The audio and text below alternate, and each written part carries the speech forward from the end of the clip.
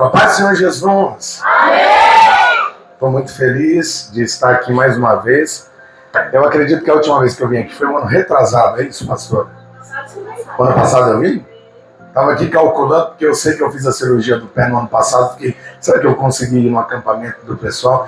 Mas graças a Deus, sempre que a pastora, o Evandro, agora a Débora e o Johnny estão à frente na liderança desse trabalho, eu me sinto muito honrado de estar junto com vocês, podendo compartilhar a palavra de Deus. E toda vez que eu venho aqui tem mais jovens, isso deixa o coração da gente mais aquecido. Eu vi aqui o bateristinha tocando, que coisa bonita, né, irmãos? Que coisa linda que Deus está fazendo, né? Levantando essa nova geração. E nós estamos aí nessa expectativa, né? Porque a nossa geração, a expectativa é passar o bastão para a nova geração, para que eles dêem continuidade a esse grande trabalho que é a obra de Deus. Eu quero ler um texto com vocês da palavra do Senhor, eu vou cantar uma canção também, mas eu quero ler com vocês um texto no primeiro livro do profeta Samuel, capítulo de número 3. Graças a Deus.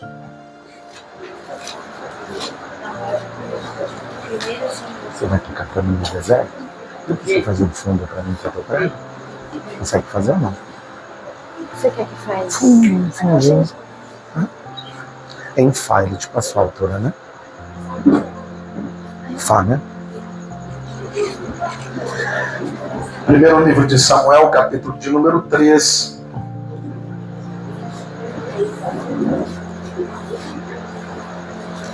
Versículo 19.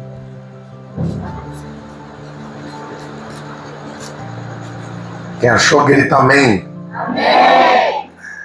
Que diz assim: enquanto Samuel crescia, o Senhor estava com ele e fazia com que todas as suas palavras se cumprissem.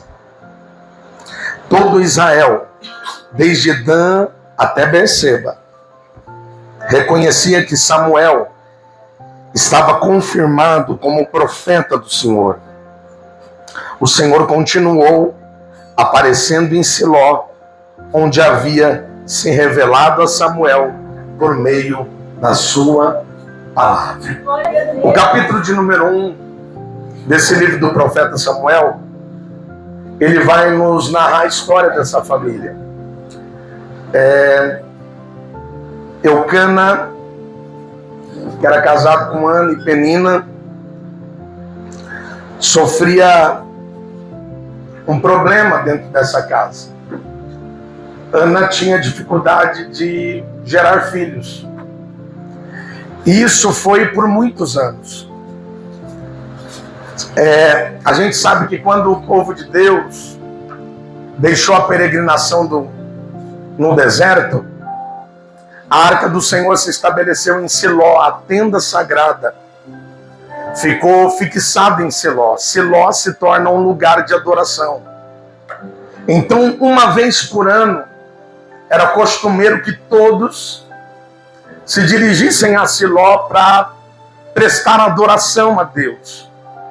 E a gente percebe que Eucana e a sua família, todos os anos, saíam de Ramá, onde eles residiam, e iam para Siló para adorarem a Deus. A gente percebe, queridos, que Ana por muitos anos ficou muito triste. O seu semblante era triste, o seu comportamento era de uma mulher triste, porque com o passar dos anos as expectativas que ela tinha foram completamente frustradas. É interessante que a gente percebe, lendo a palavra de Deus, a ideia que temos é que nesse ambiente de adoração parecia que Ana não tinha motivos para adorar, mas isso é muito equivocado, porque nós, principalmente no tempo de hoje em que nós vivemos, nós queremos que as coisas aconteçam muito rápido, que Deus faça as coisas como nós queremos que Ele faça, que Deus fale como nós queremos que Ele fale, que Deus faça no tempo que nós queremos que Ele faça. E isso é um equívoco. E Ana sentia isso também, porque o tempo ia passando e parecia que ela não obtinha resposta nenhuma. E isso parecia que invalidava a sua adoração, porque ela ia para o ambiente de culto e ela via Penina celebrando pela quantidade de filhos que ela podia ter dado, havia dado ao seu esposo. E isso para uma mulher daquela época era de fato muito importante, porque quanto maior a quantidade de filhos, mais bendita ela se sentia. Vocês sabiam disso? Que quanto mais filhos uma mulher tinha naquele tempo, mais abençoada ela se sentia.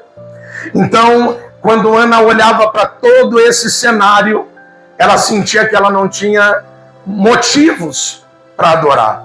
Então o ambiente de culto se transformava num ambiente de tristeza, mas Ana estava equivocada, e por muitos anos, por aproximadamente 15 anos, Ana vai ter esse comportamento. Até que nós lemos aqui no capítulo 1 do livro de 1 Samuel, Ana vai ter um comportamento diferente, porque ela entende que quando os nossos recursos não nos dão respostas, que quando as nossas possibilidades acabam, existe um Deus de recursos inesgotáveis. Ela vai para o melhor lugar que ela poderia ir, querido. Ela vai para a presença de Deus.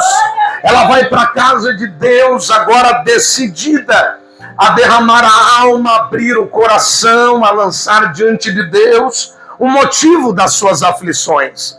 A Bíblia diz que a angústia do coração de Ana era tamanha, a ponto de que naquele ambiente de oração ela não conseguia falar palavras, apenas a boca se movia, som nenhum saía da sua boca, mas ela estava derramando o coração diante de Deus. Isso é lindo, porque nós lembramos do que o salmista escreveu no Salmo de número 139, quando ele fala da onisciência do nosso Deus, e ele diz assim: olha, que antes que uma palavra saia da nossa boca, a palavra ainda nem saiu, antes que uma palavra saia da nossa boca, o Senhor já a conhece. Quando nós temos o objetivo, queridos, de buscar a Deus, isso já é conhecido do Senhor.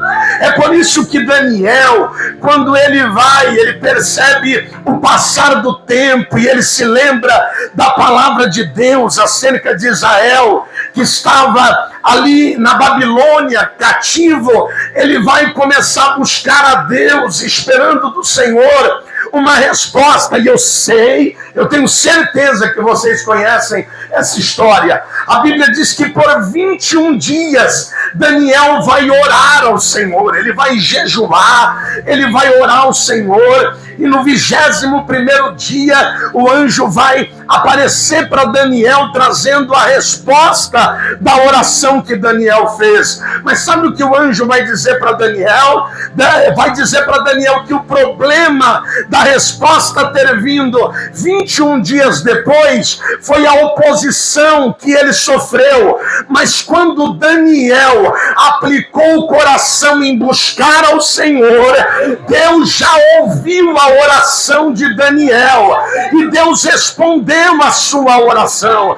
Querido, o Deus que nós servimos, ele não vê apenas a nossa aparência, ele vai além da aparência, ele conhece o nosso coração, ele conhece a intenção do nosso coração. Então toda vez que nós temos no coração o intuito de buscarmos a Deus, ainda que não saiam palavras, ainda que nós não tenhamos muitas palavras para dizer ao Senhor, mas quando existe intenção dentro do coração, essa intenção ela é vista pelo Senhor, e o Senhor responde a um coração que deseja se aproximar dele. Aleluia! A Bíblia diz que ela estava tão amargurada que Eli vai achar que ela estava embriagada. E ela vai fazer essa confissão dizendo: não, o que acontece comigo é que eu sou uma mulher de uma alma muito amargurada. Sabe, queridos, um ambiente de oração, ele transforma de dentro para fora. E a gente percebe que aquela mulher, escute bem, ela recebeu algo de Deus tão profundo no íntimo, que aquilo se exterioriza, porque começa de dentro para fora. Ela vai para a tenda sagrada, ela vai para a tenda da presença de Deus, buscar o Senhor numa aflição terrível. Mas quando ela termina a sua oração, ela sai de forma diferente, porque o ambiente da oração nos transforma. Eu costumo dizer que Deus não precisa entenda bem, Deus não precisa que nós oremos, porque Ele sabe exatamente tudo que nós precisamos. Nós oramos não é porque Deus precisa, é porque nós precisamos. É porque a oração nos transforma. A oração nos posiciona, a oração nos condiciona, a oração nos disciplina, a oração nos leva a um outro nível de relacionamento com Deus. Não existe vida com Deus longe da oração. Não existe desenvolvimento de intimidade com Deus sem oração. Como nós não desenvolvemos, vocês estão aqui em adolescentes e jovens, a maioria da mesma faixa etária, não existe como desenvolver um relacionamento com esse amiguinho que está aí do seu lado se você não falar com ele, se você não usar a oração, a fala, para desenvolver com ele um relacionamento. E você, quando começa a conversar, começa a conhecer ele, saber do que ele gosta, saber o que ele faz, conhecer coisas acerca da sua família. E com Deus também não é diferente. A oração nos leva a esse âmbito de relacionamento e a gente passa a entender do que Deus gosta. Nós passamos a entender o caráter e os atributos de Deus, saber quem Deus é, como Ele trabalha. Isso é maravilhoso, queridos. A oração nos condiciona, nos muda de dentro para fora, porque quando nós oramos, nós recebemos algo no nosso interior que começa a transparecer no nosso físico. E foi isso que aconteceu com Ana. Ana orou ao Senhor, e quando a oração terminou, ela não saiu atribulada, ela saiu, e a Bíblia diz que o semblante dela já não era mais o mesmo. A mulher que andava triste já não tinha mais tristeza no semblante. A mulher que vivia em desespero não estava mais desesperada. Por quê? Porque a oração trouxe para ela essa paz que o mundo não pode explicar. A Bíblia, o Evangelho nos diz que Jesus é aquele que nos dá uma paz que o mundo não consegue nos dar.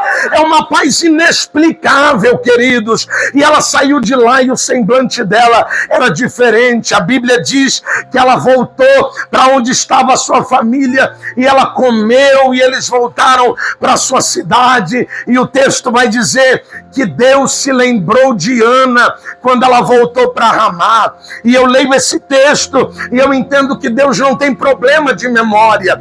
Deus não sofre de Alzheimer. Deus não se esquece de nada. O que o texto quer dizer é que havia chegado o tempo determinado para que Deus pudesse abençoar Ana e fazer com que o seu ventre gerasse. Por quê? Porque por trás da vida de Ana existe um cenário todo. Ana está clamando por um filho. Ana está clamando por um filho. E no cenário por trás da vida de Ana, a Bíblia vai nos mostrar que existia uma condição terrível. Que condição era essa? De um povo que estava vivendo distante da presença de Deus. Havia uma insensibilidade nas pessoas, havia uma insensibilidade até mesmo nos sacerdotes daquela época. Por quê? Porque até mesmo Eli não teve a percepção de que Ana estava ali completamente amargurada e teve ela por filha de Belial. Havia uma insensibilidade. Quando nós olhamos para a vida de Eli e para a vida dos seus filhos, que também serviam na casa de Deus, e a gente percebe que eles faziam tudo o que era contrário à vontade de Deus, aquilo que agradava ao coração de Deus. Mas sabe, queridos, quando nós lemos o texto e a Bíblia diz que Ana teve Samuel, e como prometido, porque ela disse para o Senhor: se o Senhor se lembrar da sua serva e der a ela um filho varão, ela disse para o Senhor: eu vou devolver ele na tua casa e ele vai te servir todos os dias da sua vida. Ela fez um voto com Deus e parece, queridos, que o céu se alegrou, porque, como eu disse para vocês, o que Ana queria era um filho, mas o que Deus queria gerar naquele tempo era um profeta. E ela está dizendo: Senhor, se o Senhor se lembrar da tua filha, aquela mesma mulher que chorou por 15 anos, que tinha esse comportamento entristecido e amargurado por 15 anos, essa mulher chega e diz para o Senhor: se o Senhor se lembrar da tua serva e abençoá-la com um filho, eu vou devolver ele na tua casa e ele te servirá todos os dias da sua vida. É como se o céu, querido, é como se o céu desse. Isso, aplauda, aleluia. É como se o céu desse um yes. O céu falasse: yes, é isso mesmo que eu esperava, Ana. E a Ana chegou e disse: Senhor, eu vou devolver ele na tua casa, ele vai ser teu servo, ele vai te servir todos os dias da vida dele. E sabe o que aconteceu? O menino nasceu e Ana cumpriu a palavra que ela deu, porque Deus gosta disso, tá, querido? A Bíblia diz que a palavra do crente tem que ser sim, sim e não, não. Deus gosta de gente que tem palavra. Quando a gente fala, a gente honra o que falou. E a Ana prometeu e cumpriu. E a Bíblia vai nos mostrar, a história nos conta, que quando o menino tinha aproximadamente de 3 a 5 anos, ela vai trazer um menino para a casa de Deus, vai entregar os cuidados de Eli. E sabe o que o texto vai dizer? No capítulo 2 do livro que lemos, vai dizer no versículo de número 11: então Eucana voltou para casa em Ramá, mas o menino começou a servir o Senhor sob a direção do sacerdote Eli. Eles voltaram para casa, mas o menino ficou na tenda sobre a liderança, o suporte, os cuidados do sacerdote. O texto vai dizer que Samuel começou a servir ao Senhor. Quando a gente lê a partir do versículo 12, essa história vai nos contar sobre os filhos desse sacerdote, e a gente vai perceber que eles eram meio desviados, e o texto vai dizer que eles não tinham conhecimento de Deus. Olha só, esses homens estavam dentro da casa de Deus, dentro da tenda do Senhor, e eles não tinham conhecimento de Deus. Existe essa possibilidade? Existe, queridos, porque só estar em um ambiente, mas não ter desejo pelo Senhor, você vai viver a vida toda na igreja e não vai ter conhecimento de quem Deus é. Mas quando existe desejo no coração, a Bíblia diz que maior é o desejo de Deus em se revelar a nós do que o desejo que nós mesmos temos, porque o desejo que nós temos de buscar ao Senhor, até esse desejo, ele vem do coração de Deus. Quando você decide buscar ao Senhor, pode ter certeza que a ação gloriosa do Espírito Santo que está se movendo dentro de você, para que você busque pela presença de Deus, porque nenhum homem, nenhuma mulher, humanamente falando, ele tem desejos naturais, pois para buscar ao Senhor, mas é através do Espírito Santo que se move dentro de nós, que ele já nos deu, que nós temos esse desejo que vem do coração de Deus, de clamar pela presença dele, de buscar conhecimento de quem ele é, e isso é extremamente maravilhoso. Mas sabe o que eu quero dizer para vocês, queridos? Vocês estão me ouvindo bem? O que eu quero dizer para vocês é o seguinte: o ambiente espiritual, social, não era o melhor. Eu vim com o Vincenzo no carro, e o Vincenzo veio contando sobre algumas questões da escola, o que ele passa, que a escola às vezes deixa ele estressado, porque algumas crianças vão para a escola e elas não vão mesmo com o intuito de estudar. E isso causa realmente sofrimento, né, em alguns. E às vezes nós olhamos para o sistema de uma forma geral e a gente percebe que o mundo lá fora é um mundo perigoso, é um mundo tentador. que para a juventude de hoje oferece inúmeras coisas que aparentemente são boas. E a gente percebe que os filhos de Eli estavam peregrinando por esse caminho. E eles estavam buscando uma autossatisfação, uma satisfação para eles próprios, para sua própria carne. E eles começaram então a não se importar com o que era importante para o reino de Deus. Mas mesmo nesse contexto, aonde há corrupção, aonde tem gente à minha volta que não quer ter compromisso com Deus, aonde eu vivo dentro de um ambiente familiar, aonde pessoas não servem a Deus e vivem uma vida completamente oposta aos princípios que nós aprendemos na igreja, isso não quer dizer que isso vai me impedir de servir ao Senhor. Isso é um equívoco, porque o texto vai dizer que mesmo esses homens que eram sacerdotes, mas não eram exemplo para ninguém, isso não impediu Samuel de servir ao Senhor.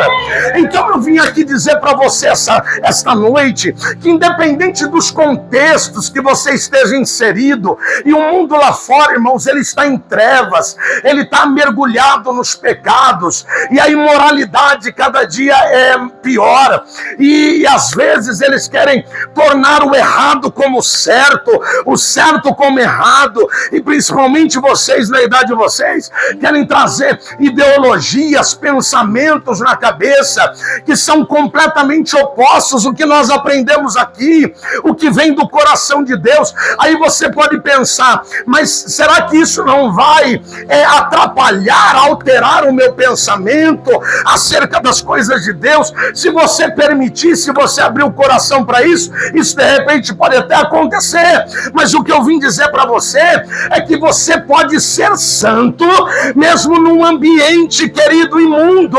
Você pode viver santidade mesmo num ambiente de pecaminosidade. Você pode servir a Deus mesmo num ambiente onde as pessoas não servem a Deus. Quando nós lemos, queridos, o livro de Daniel, a gente vê isso, porque Daniel e os seus amigos foram tirados do seu lugar seguro, da Jerusalém que eles cresceram, aprendendo desde os 4 anos as leis de Deus, aprendendo a palavra de Deus, servindo ao Senhor em toda aquela ritualística que a Bíblia nos apresenta. E eles ali sacrificavam, adoravam a Deus, prestavam culto a Deus. De repente eles são tirados da sua terra, é levado para uma terra pagã que tinha lá uma cultura diferente, deuses diferentes. Mas sabe o que a Bíblia vai nos dizer? Que em nenhum momento Daniel se contaminou, Daniel cresceu, Daniel galgou posições, mas a gente vai ver que Daniel não se contaminou, porque o lugar em que nós estamos inseridos não nos define. Entenda isso, o lugar que nós estamos inseridos não nos define. As pessoas que cercam a nossa vida, o nosso crescimento, não nos define. O que define é o desejo que eu tenho por servir a Deus, por ser fiel a Deus, por andar com Deus, por desejar aprender a palavra de Deus. Isso que é o importante, queridos. Daniel se tornou um homem de princípios irrevogáveis. A Bíblia diz que quando ele, aos 17 anos, aproximadamente, quem tem 17 anos aqui? Só ele, 18, 16, 15. Você vê, vocês são todos da faixa etária mais baixas do que isso. Ele, com aproximadamente 17 anos, orava 3 vezes ao dia. Que coisa tremenda. E às vezes nós ignoramos, achando que os jovens, que os adolescentes não podem ter uma espiritualidade aplicada. Não, queridos, é possível. Biblicamente é possível. É possível, porque a gente vê aqui, Samuel trazido à casa de Deus com 5 anos. Com 5 anos e começou a servir a Deus. A Bíblia diz que aproximadamente aos 12 anos, até os 15 anos, ele vai ter a primeira experiência de ouvir a voz do Senhor. Escute bem, Samuel nunca tinha tido a experiência de ouvir o Senhor, mas isso não lhe impediu de respeitar os princípios e de servir a Deus como ele servia. Porque olha o que diz o texto, nós lemos aqui em 1 Samuel capítulo 2:11, mas no capítulo 2, versículo 18 diz: Samuel, contudo, ainda menino, ministrava perante o Senhor, vestindo uma túnica de linho. Se você ler, leia depois. Você vai ver o texto todo falando sobre os filhos de Eli, o mau exemplo que eles davam. Não só a Samuel, mas a sociedade.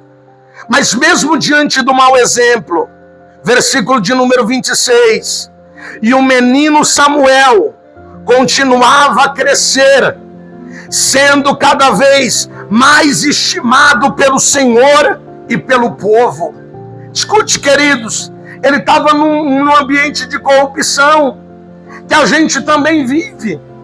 Porque o mundo lá fora que a gente está protegido, mas o mundo lá fora, a vida do dia a dia, a gente enxerga a corrupção o tempo todo. E essa corrupção vem com o intuito de também nos corromper. Mas Jesus, ele disse que nós somos o sal desta terra. Nós somos aqueles que temos, pela palavra de Deus, o poder de inibir a corrupção. O Senhor nos deu esse poder. E como que eu tenho esse poder? Porque eu tenho alguma habilidade natural? Não, queridos. É só pela presença do Espírito Santo. É só pautados pela palavra de Deus. E glória a Deus que nós estamos aqui nessa noite de domingo, ouvindo com liberdade, podendo ouvir a palavra de Deus que vem com estímulo para que nós possamos viver de acordo com aquilo que o Senhor tem para nós. Capítulo de número 3 diz o quê? Que o menino Samuel ministrava perante o Senhor sob a direção de Eli. E naqueles dias raramente o Senhor falava e as visões não eram frequentes. Olha o contexto. O contexto era de falta de visão, que o Senhor não conseguia falar com ninguém. Por quê? Por causa desse contexto de corrupção, de uma dedicação verdadeira a Deus, de uma rendição verdadeira a Deus. Mas nesse contexto, Deus vai falar com Samuel. E eu quero declarar essa noite, queridos, que Deus, o desejo que está no coração de Deus, é de Deus levantar esta geração para fazer a diferença neste tempo. Deus quer levantar meninos e meninas, como Ele levantou Samuel, como levantou Samuel com a palavra de Deus, queridos, numa experiência viva, substancial.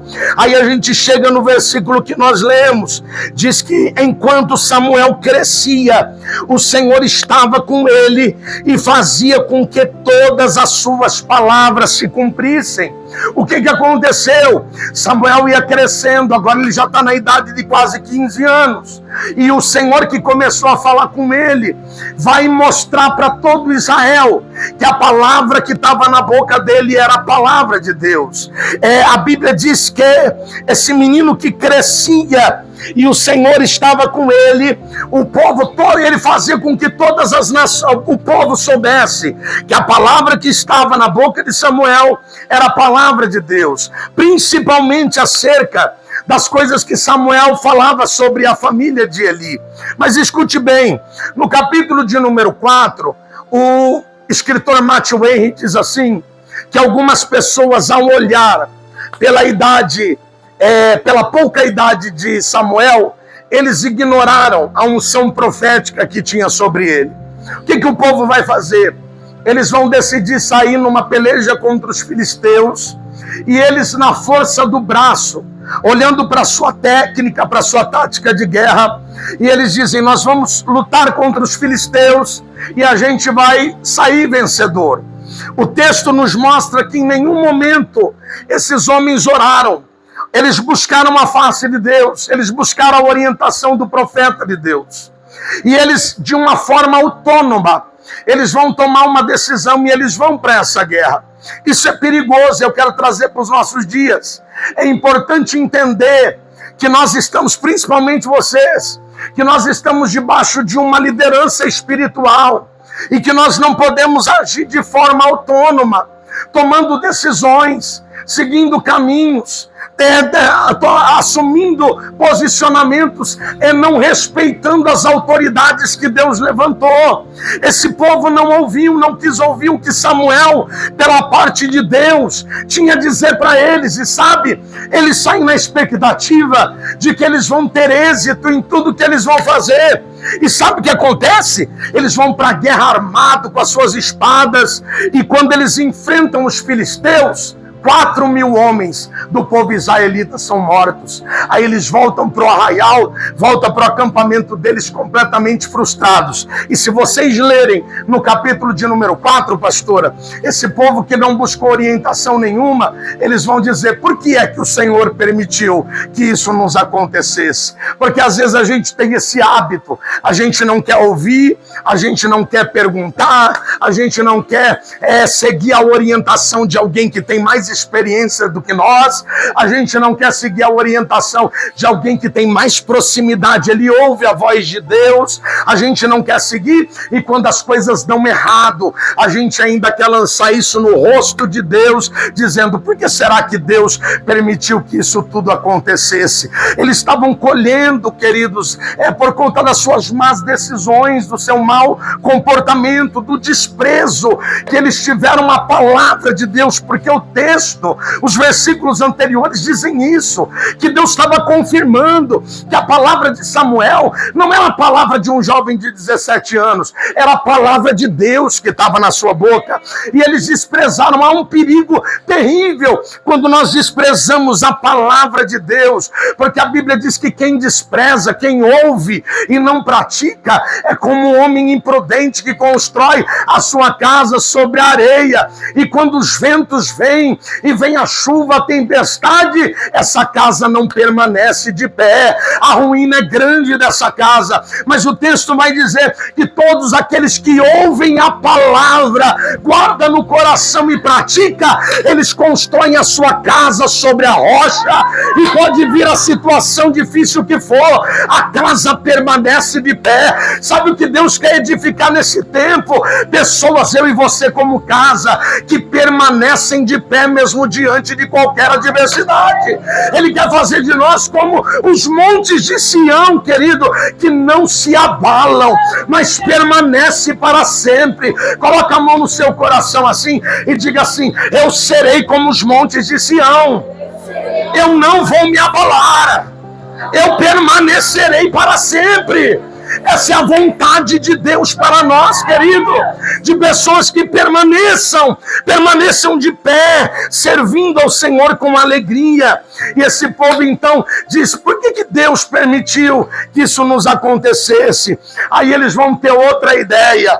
A Bíblia diz que Deus deu uma ordem a Moisés, que quando eles saíssem, eu já disse isso aqui, que quando eles saíssem do deserto, a arca teria um lugar fixo. Esse lugar, nesse momento, era Siló. E eles vão ter uma ideia na lembrança do que Deus havia feito no deserto. Porque toda vez que a arca do Senhor, que representava a presença de Deus, estava diante deles, eles obtinham êxito sobre os inimigos. Isso é maravilhoso, porque o povo considerava e tinha certeza de que Deus estava no meio deles. E que mesmo eles despreparados no deserto, Deus dava a eles vitória, porque o Senhor sempre se mostrou com eles naquele tempo da sua história. Então eles tiveram a ideia: nós vamos pegar a arca lá de Siló e nós vamos trazer a arca para o nosso acampamento. É a solução. Aí o texto diz que Ofni e Finéias, eles vão acompanhar a arca até o acampamento. E eu leio esse texto e eu fico pensativo sobre, porque eles só acompanhavam. Querido, acompanhar não significa estar conectado. Acompanhar não tem esse mesmo sentido. Eles saíram de Siló Siló e acompanharam uma arca, mas eles não tinham conexão com Deus. E quando a arca chegou, que era uma representação da presença de Deus, é isso que eu quero que vocês entendam.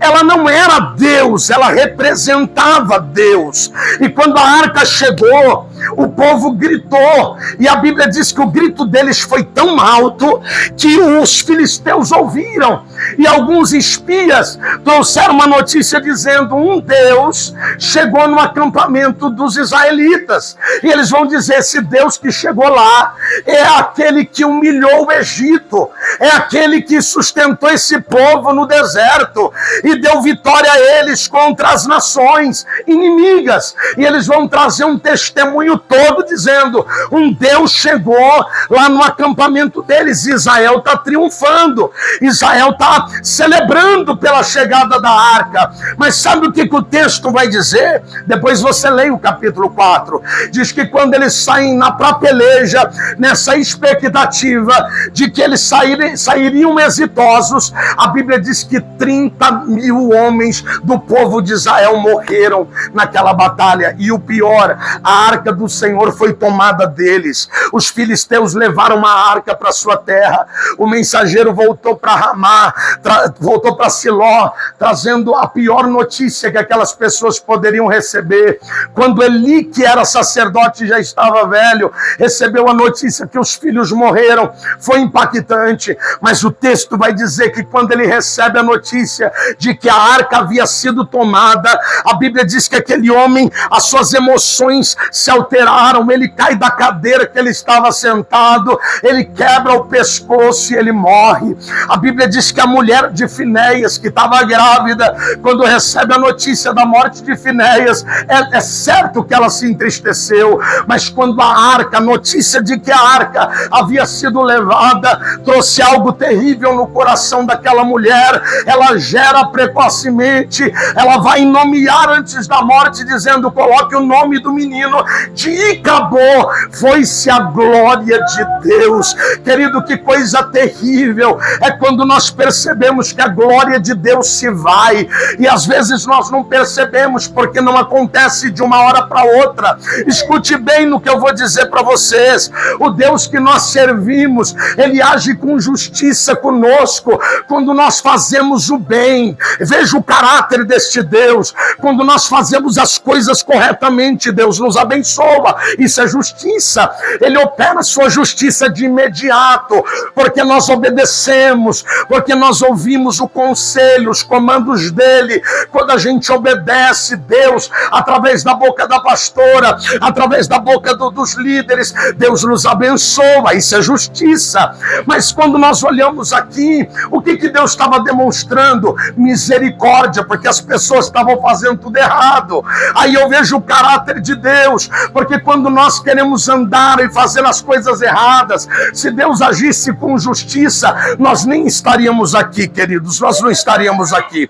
O profeta Jeremias disse que se não fosse as misericórdias do Senhor, nós não estaríamos nem vivos, nós pereceríamos, porque se Deus fosse olhar para os nossos pecados, para as nossas falhas, e ele fosse agir com justiça conosco, nós não estaríamos aqui. Mas quando a relação é no ato que nós não fazemos tudo corretamente, o caráter de Deus é a misericórdia, é a longanimidade, é a paciência, é a benevolência de Deus, até que vem o momento da justiça. Por que Deus faz isso? Porque Deus dá tempo para que nós possamos nos voltar para o Senhor e obedecer, porque o desejo de Deus é abençoar e não amaldiçoar. O que Deus quer fazer conosco é nos abençoar, e como isso é possível?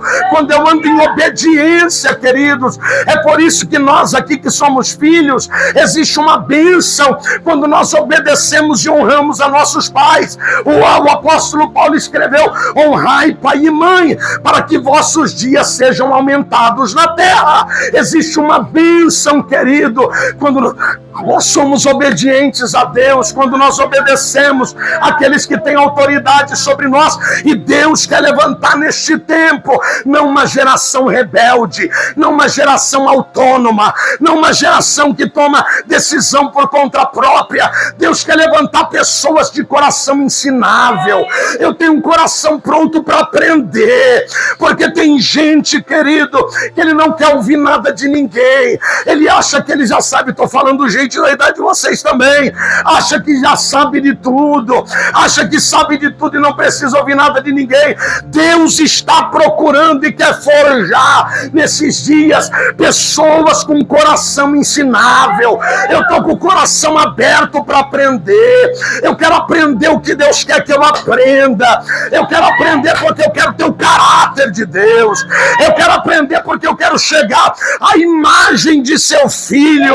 Eu quero chegar a essa condição de varão perfeito. Eu quero gerar dentro de mim o fruto do Espírito Santo.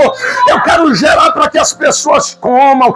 Querido, Deus nos compara à árvore. E você já viu uma árvore dar fruto para ela mesma? Uma árvore produzir fruto para ela comer? Não, você não vai ver uma mangueira comendo manga, porque a mangueira produz manga para que os outros comam. Nós somos árvore e Deus quer que nós produzamos esse fruto. Para quê? Para que as pessoas comam da bondade de Deus, da paciência de Deus, da fidelidade de Deus, do amor de Deus. Deus quer fazer isso em nós, queridos. Deus quer fazer isso em nós. É necessário um coração ensinável. É necessário um coração ensinável, humilde. Quando Jesus pregou o sermão da montanha, a base do cidadão do reino de Deus é a humildade. Um espírito humilde, manso. Manso, queridos. Manso, porque Deus não nos fez cabritos, bodes. Deus nos chama de ovelhas. A ovelha é mansa. Olha para essa pessoa que está do seu lado falando assim: você é ovelha. Você não pode ser uma ovelha com característica de bode. Sabe esse transtorno de personalidade, pastora? Foi feito ovelha, mas parece bode? Que coisa louca. Não pode ter esse transtorno. A gente precisa entender a identidade que Deus nos deu. Você é ovelha, você é mansa. Você anda em rebanho. Você tem pastor para te levar a pastos verdejantes e a água tranquila. Olha só, 30 mil homens morreram. Eu não sei nem que oração, pastor. 30 mil homens morreram. 30 mil homens morreram. A arca foi tomada. O povo ficou, querido, assolado. Os filisteus tiveram consequência disso. Tiveram que devolver a arca porque as manifestações da presença de Deus começaram a ocorrer lá no templo de Dagon.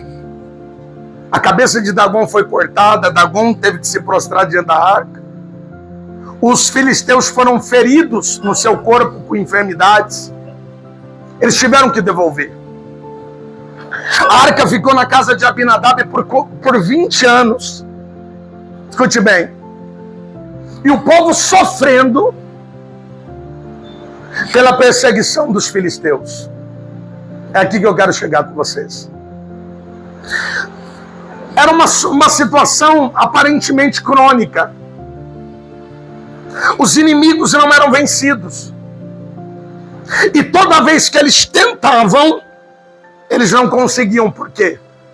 Porque eles queriam fazer do jeito deles. Aí a gente lê no capítulo de número 7. E sabe o que vai acontecer no capítulo 7? O povo que não deu ouvido à voz do profeta vai ter que dar. Eles vão perceber que as ações que eles tinham, o comportamento que eles tinham, precisava ser mudado. E agora eles vão ouvir o profeta, e o profeta Samuel vai dizer no versículo de número 3. E ele vai dizer assim, olha, e Samuel disse a toda a nação de Israel, se vocês querem voltar-se para o Senhor de todo o coração, livrem-se então dos deuses estranhos e das imagens de Astarote, e consagrem-se ao Senhor e prestem culto somente a Ele. Sabe o que Deus está dizendo por intermédio agora do profeta e eles estão de ouvido?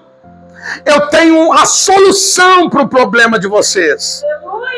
Mas para vocês terem solução, vocês vão ter que cumprir algumas exigências. E a exigência é essa: vocês vão ter que tirar do meio de vocês os falsos deuses, os ídolos estranhos.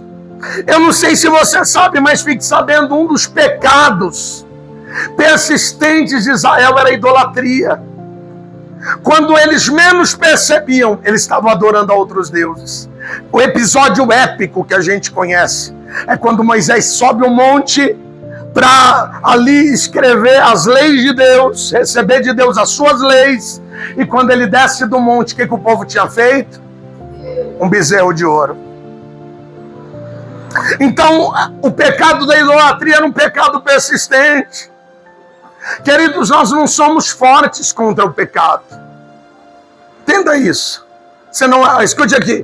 Você não é o Superman, nem a Supergirl contra o pecado. A gente tem que entender que o pecado é perigoso. Por isso que a Bíblia diz, quando o Senhor fala de Jó, fala assim, ó, esse daí além de fiel, de temente a mim, ele se desvia de toda a aparência do mal. A gente precisa aprender a se desviar da aparência do mal. E esse povo estava com um pecado persistente da idolatria. E o Senhor vai dizer para eles, eu tenho um segredo, uma solução. Mas a exigência é, abandonem os falsos deuses. Tire do meio de vocês toda a idolatria. E sabe, queridos, a gente tem que fazer essa avaliação na nossa vida. Por quê? Porque às vezes algumas coisas estão tomando no nosso coração um lugar que pertence só a Deus. E a gente gasta tempo com isso, ou perde tempo com isso, quando a gente podia estar investindo tempo em conhecer a Deus, em servir ao Senhor, e tem coisas que vão se tornando primazia na nossa vida. Sabe? A gente usa isso aqui, a pastora falou que vocês não estão usando, né? O celular é uma bênção, mas às vezes é uma maldição. É verdade. Se a gente não tem equilíbrio, a tecnologia é uma bênção, mas às vezes é uma maldição. Porque a gente age com desequilíbrio. E a gente vai tendo isso aqui como um ídolo, porque rouba a nossa vida toda. Sabe, a gente vê pessoas que quando se reúnem em volta da mesa não se comunicam mais, porque se comunicam aqui o tempo todo no celular. E às vezes isso influencia na relação com Deus também. Eu tenho uma pastora amiga minha, que eles baixaram um aplicativo, pastora, para eles contabilizar o tempo que eles ficavam nas redes sociais. E eles se assustaram quando eles chegaram, fizeram a somatória dessas horas. A gente gasta muito tempo com isso. Então o que nós temos que refletir nesse tempo é, será que existem coisas que estão se tornando ídolos no nosso coração e estão me afastando de alguma forma da presença de Deus? Será que existem algumas coisas que estão se assentando no trono do meu coração que só pertence a Deus, mas eu estou permitindo que algumas coisas se assentem ali? É o que o profeta está dizendo para eles. Deus quer livrar vocês dos filisteus. Deus quer livrar vocês dos problemas. Deus quer fazer de vocês vencedores, exitosos. Mas a exigência é, se livrem dos falsos deuses. Se convertam de todo o coração ao Senhor. E sabe o que acontece? O povo vai ouvir. Porque eles estão tão frustrados que eles vão ouvir. Eles vão dar crédito à palavra do profeta. E o texto vai dizer aqui que enquanto Samuel sacrificava significava? Sabe o que eles faziam? Eles estavam confessando, porque é necessário confessar. Eles confessaram o pecado, eles confessaram que eles haviam pecado contra o Senhor, eles buscaram de Deus o perdão, eles se redimiram diante de Deus. E sabe o que vai acontecer, queridos? A Bíblia diz que Deus trovejou contra os filisteus. Deus operou em favor daquele povo, irmãos, e os filisteus foram vencidos. E sabe o que Samuel fez? Ele colocou uma pedra, intitulando ela como Ebenezer, que significa até aqui nos ajudou o Senhor. Aleluia, aleluia. Se você quer declarar isso, é esse tipo de comportamento que nós precisamos: conversão, rendição, confissão, reconhecimento, adoração, alvo, foco, querido, uma busca pela presença de Deus em obediência. Aleluia. Quando nós fazemos isso, nós podemos dizer: Ebenezer, até aqui o Senhor nos ajudou, porque nós vamos ver a mão de Deus trabalhando em nós de todas as maneiras. Nós vamos ver a mão de Deus agindo em nós. E eu vou dizer uma coisa para você: antes da resolução dos problemas externos, Deus queria resolver os problemas internos deles. Deus queria livrar eles dos filisteus, mas Deus queria resolver problemas internos dentro do coração: a insubmissão, a falsa adoração, os pecados que os dominavam. Deus queria libertá-los, Deus queria fazer deles livres, Deus queria mostrar para eles que de fato eles tinham uma identidade de um povo adorador. E eu quero declarar a palavra de Deus para vocês essa noite. Deus quer levantar, queridos, um povo de identidade, um povo que sabe quem o Senhor é, um povo que sabe quem é, um povo que entende que tem poder de filho, que é filho de Deus, que recebeu do Senhor o seu DNA, o Espírito Santo, porque Ele nos deu o seu Espírito, e o Espírito nos conduz a esse momento, esse processo de regeneração, que é um novo nascimento. Nós nascemos de novo e recebemos o Espírito Santo, que é o DNA de Deus, e o Espírito de Deus confirma com o nosso espírito que nós somos de fato filhos de Deus. Querido, Deus quer levantar uma geração de filhos, de gente que entenda a identidade de filho, a autoridade de filho, o poder de filho de Deus. Deus quer levantar neste tempo uma geração, como a geração de Samuel, que tem pouca idade, que tem pouca experiência ainda, mas é fiel, é servicial, serve na casa de Deus, tem coração ensinável, está ali para aprender. Ele ali, está ali abrindo as portas do tempo, está trabalhando, pastora. Por isso que eu achei bonito ver os meninos aqui trabalhando, querido. Ainda não tem experiências extraordinárias e profundas, mas está servindo. Aleluia! Tem coração ensinável, é isso que Deus quer. Deus quer que vocês abram o coração, para que vocês entendam que ninguém está aqui sem propósito. Todos nós que estamos aqui, estamos debaixo de um propósito de Deus. A gente vê isso, queridos, quando o salmista disse, no Salmo 139, que ele falou: olha, desde o ventre da sua mãe, quando você estava informe, o Senhor já te conhecia, Ele já te chamava pelo teu nome, e todos os dias da sua vida já estavam escritos no seu livro. Querido, esse Deus te conhece, esse Deus tem planos para a tua vida, jovem, adolescente que está aqui. Esse Deus tem planos para vocês, planos que vocês não têm nem ciência, porque a Bíblia diz que aquilo que os olhos não viram, que os ouvidos não ouviram, que não subiu ao coração, são as coisas que Deus tem preparado para aqueles que o amam. Deus é um Deus de coisas grandes, maravilhosas, e às vezes você não tem nem ideia do que Deus vai fazer na tua história, mas hoje é tempo de nós nos levantarmos para servir a Deus de todo o coração e entender que nós podemos estar no meio do caos, mas ainda assim servir a Deus. Nós podemos estar perto de pessoas que não querem ter compromisso com Deus, mas eu estou decidido, eu vou servir a Deus. É como Josué. Isso aí. É como Josué que declarou: olha, se vocês querem retroceder e adorar os deuses além do Jordão, vocês façam isso, mas eu e a minha casa, nós serviremos ao Senhor. Deus quer gente de decisão, que entenda, não tem problema. Eu vim para a igreja, querido, sozinho, eu tinha 10 anos de idade, meu pai não era crente, minha mãe não era crente, minha irmã não era crente. Eu vim para a igreja com 10 anos de idade, decidido a servir a Deus. Hoje a minha casa serve ao Senhor, porque é uma decisão pessoal. Eu não posso dizer, eu não posso servir a Deus, porque a minha família não serve. Sirva você sozinho, comece você, porque daqui a pouquinho a sua luz, que a luz de Cristo em você, vai começar a brilhar dentro da sua casa. A sua casa vai ser alcançada pelo poder do Evangelho de Cristo.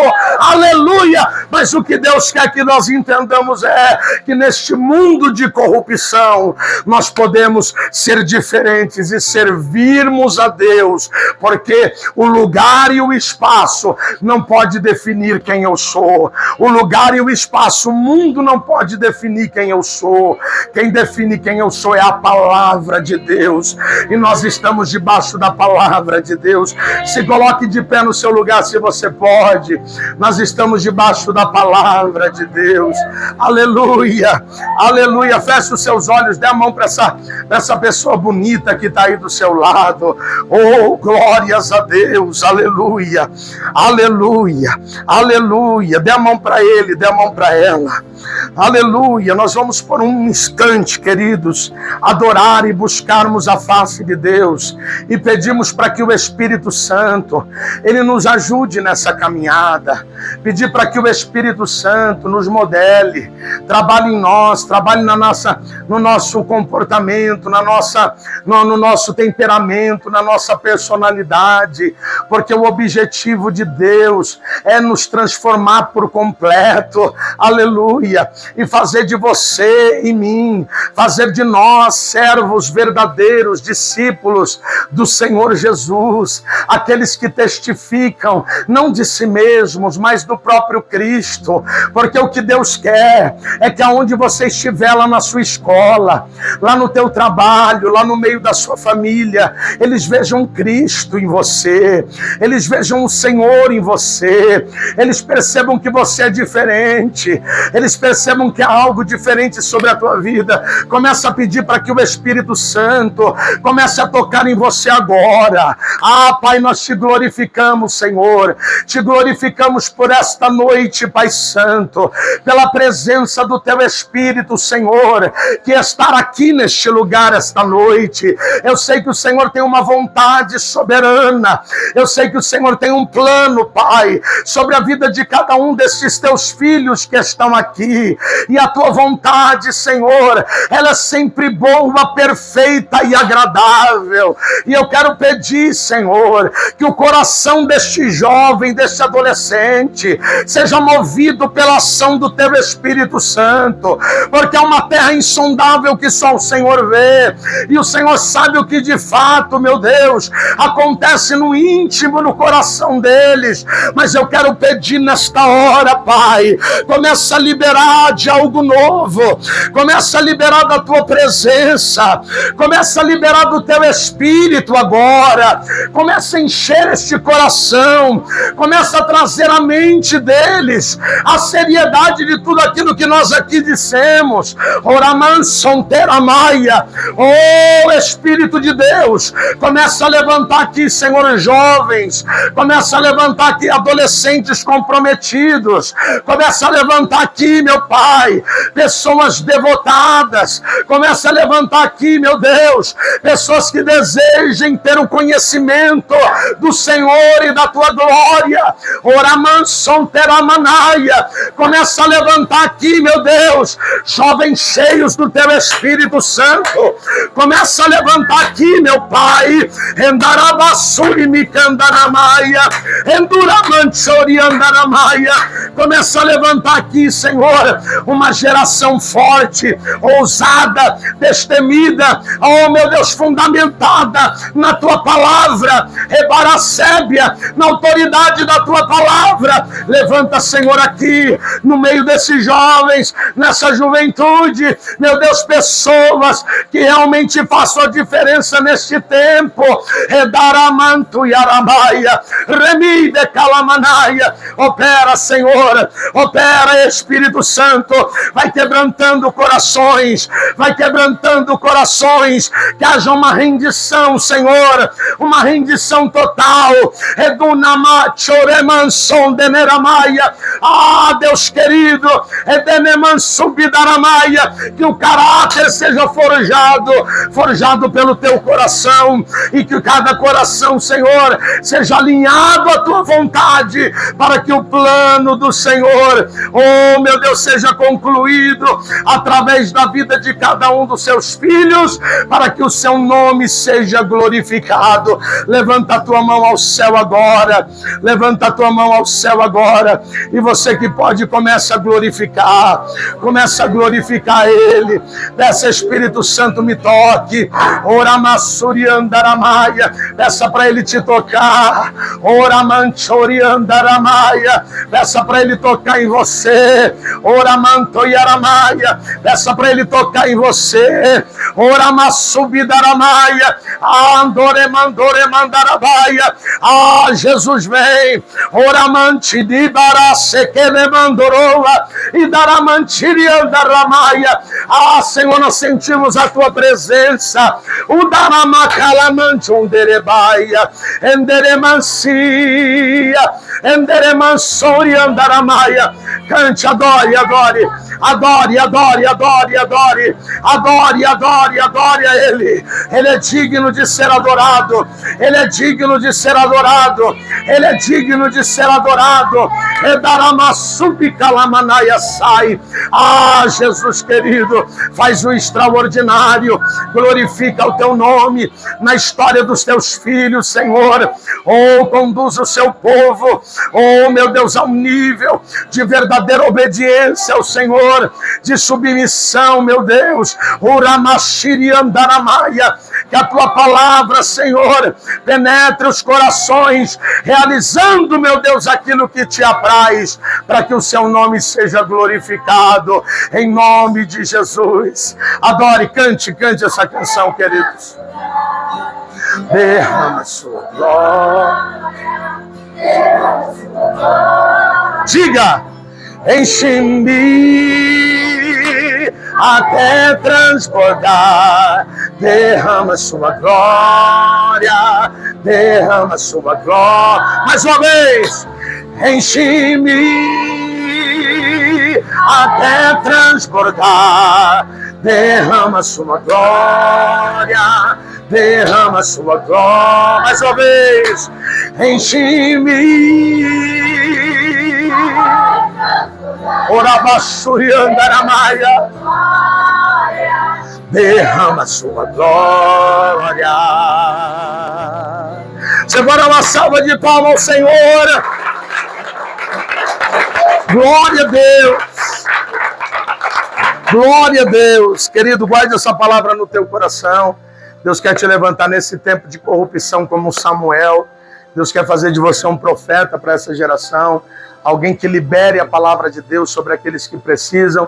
E Ele já começou essa obra na tua vida. E o Deus que começou essa obra é fiel para concluir, como diz a palavra de Deus. Dê mais uma salva de palmas. Eu agradeço a oportunidade em nome de Jesus.